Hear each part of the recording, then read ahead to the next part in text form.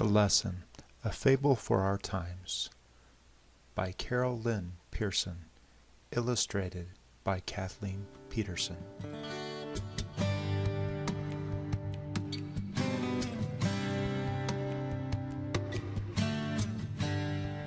On Robert's first day at school, he had a wonderful time. He swung on the swings, he sang with the other children, he listened to the stories. He loved sitting at a desk and smelling new paper and touching new pencils. And his teacher was very, very nice.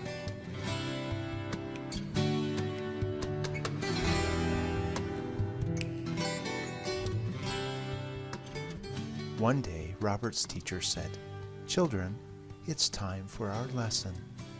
We are now going to learn how to solve a problem. 1 + 1 equals what?" Robert was very curious. He listened carefully while the teacher explained.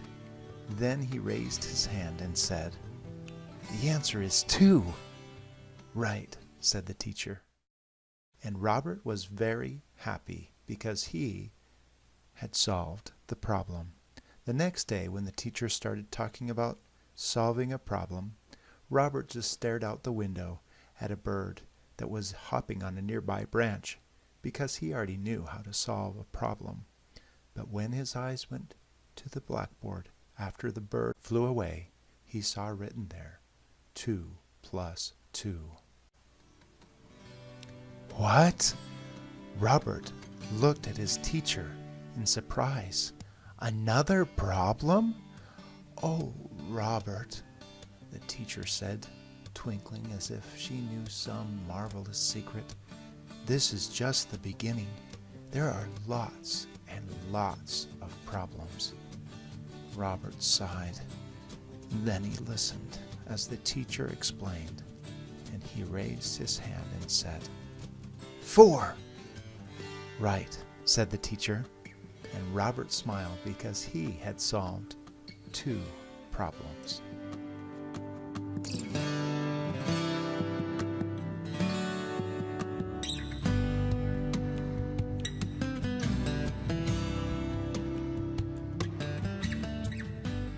Every day when Robert went to school, there were more and more problems to solve.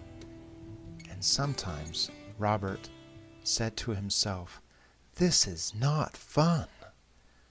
But his teacher told him he had to do it anyway because what he was there for was to learn. And he could have fun at recess and lots of fun after school. And she said, though Robert did not believe her, that after he had solved lots of problems, he would feel even happier than when he slid down the slippery slide. So, one by one, Robert solved the problems. And after he had solved them, he smiled. And he moved up a grade. Then one day, the teacher said, "We are now going to do story problems." "Oh boy," said Robert, "this sounds like fun." He liked stories, so he listened carefully. "If you are outside playing," said the teacher, "and you have 3 cars and 1 truck, and Joey comes along and grabs 2 cars and the truck, how many times should you hit Joey?" Robert thought and thought. 2 times, he said. "Wrong," said the teacher. 3 times, said Robert. "Wrong," said the teacher, and she looked at him with soft, expectant eyes. Robert puzzled over this for a little while.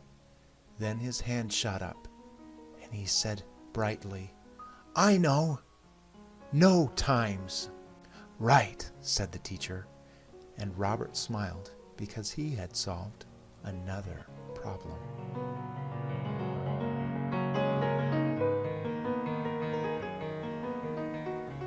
Robert grew bigger and bigger, and so did his problems.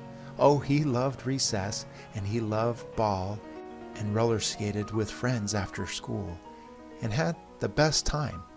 And the teacher saw to it that they sang and drew pictures and had lots of fun in class, but always there came the problems. And sometimes he slumped down at his desk and said, "I am not enjoying this. Why are you punishing me with all these problems?" And Robert's teacher, now twinkling as if the secret were even more wonderful, answered, "Oh, Robert, I'm not punishing you. It's just that you have moved up a grade, and you are ready for harder problems. And here comes one now." Robert held onto his desk with both hands and squeezed his eyes shut and listened.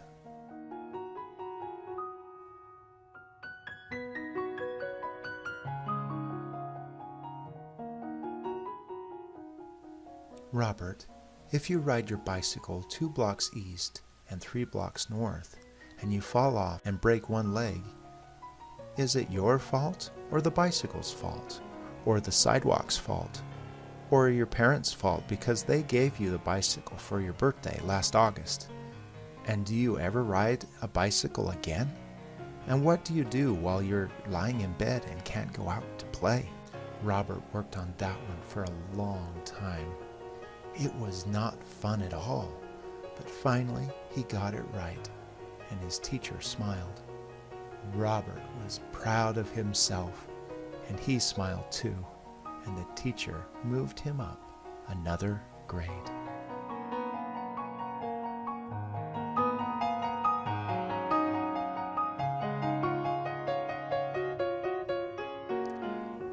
One day, as Robert was gazing out the window at the raindrops that were making puddles on the sidewalk, and thinking what a great splash he could make, he heard his teacher say, "Robert, if your family moved to a small house in a big city, and you had to leave behind 2 aquariums and 1 dog and your best friend—" "Oh, no," interrupted Robert.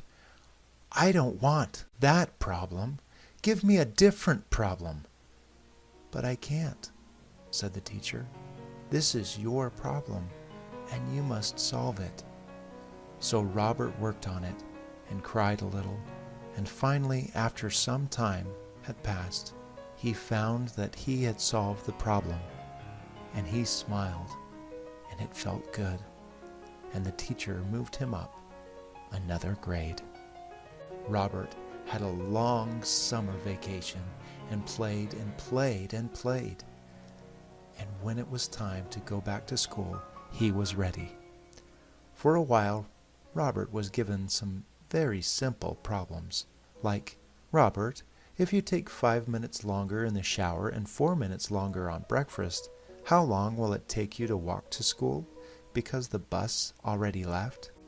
But one day, Robert could hardly breathe as he heard the teacher say, "Robert, if you were a teenager and you were not doing well in school and you were not popular and you had pimples all over your face and your parents were getting a divorce and you thought it must be your fault and you felt that life was the pits, would you A, take drugs to make the pain go away, B, kill yourself, C, hate your father, or D, think of another solution?"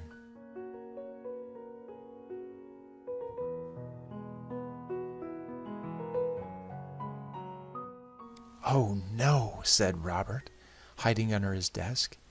"I can't do that one. I like the problems about oranges and bananas in the grocery store, or missing the bus. This one is too hard. Why are you punishing me?"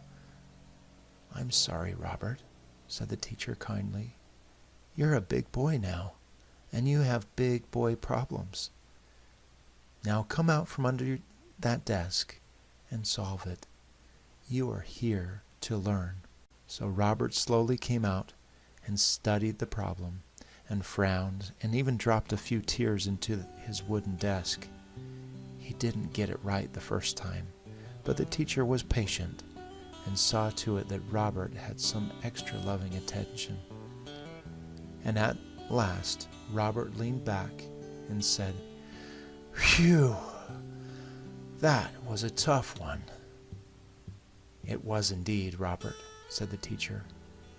"But you solved it, and I'm proud of you."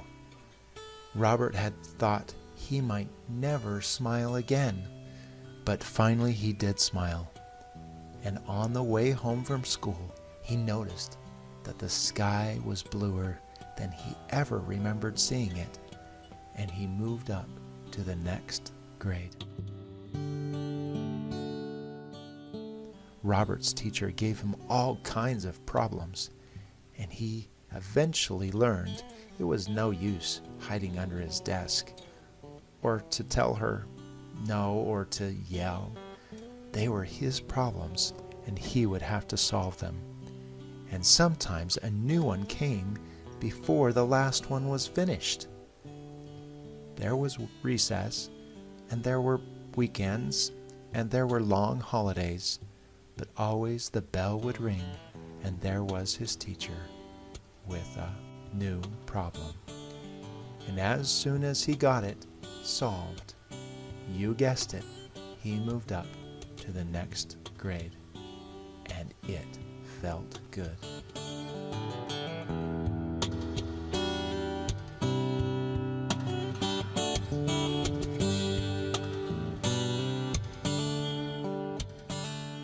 Robert, if you had 7 dates with one girl and fell in love with her, 4 months later asked her to marry you, and she said no, and you felt like a complete zero.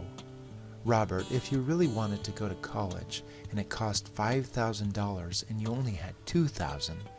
Robert, if your wife, who was really a very good woman, had 10 habits that drove you absolutely crazy, and was 30 pounds overweight and spent half her time on things that were important to her but not to you. Robert, if you had 3 children and one of them was born with a birth defect that added to your sorrows because it subtracted from her possibilities and divided your attention and multiplied the problems of caring for your family. Robert, if you knew that your boss at work was cheating 45 people in 7 states in 12 different ways, and if you said anything, there would be a 90% chance you would lose the best job you'd ever had.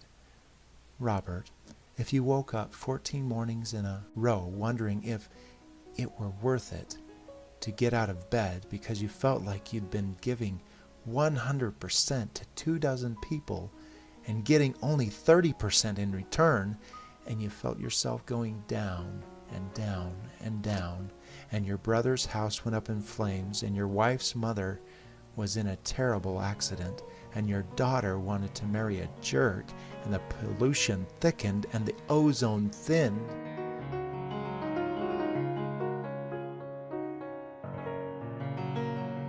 Robert sat at his desk for years and years and did his best, and everyone who loved him gathered around and encouraged him, but they knew they could not do Robert's homework for him, for these were his problems, and they each had problems of their own, and Robert encouraged them, but the only problems he could really work on were his.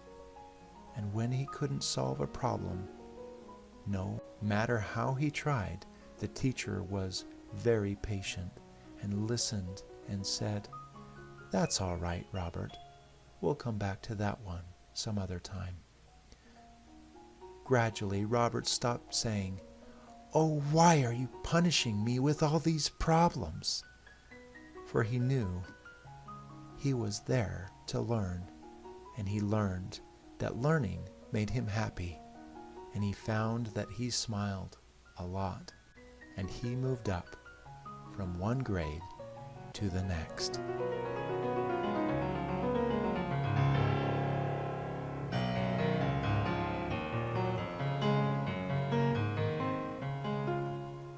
One day, when Robert was a very old man and sometimes dozed off in the classroom, The teacher startled him by saying, "Robert, if your body had 3 heart attacks and 1 missing kidney, and you got weaker and weaker until you could hardly breathe, how much would you have loved? And who would remember you after you were gone?" Robert swallowed hard and sat up straight at his desk and worked on it. Suddenly he realized that all the lessons he had been learning all his life had really been only one lesson. That all the problems he had been working on all his life really been only one problem. This problem. Robert, how much do you love?